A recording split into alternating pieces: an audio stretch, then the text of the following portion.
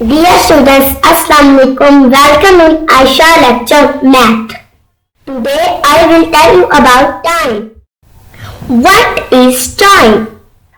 A clock tells us the time. There are two types of clocks. One is analog clock, second is digital clock. It is analog clock and it's a digital clock. Analog clock has two moving hands, long hand and short hand. It is a 12-hour clock.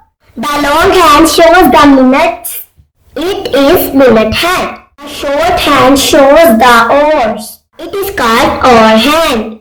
The clock shows the minute hand at 12 and the hour hand at 3. We say that the time is 3 o'clock.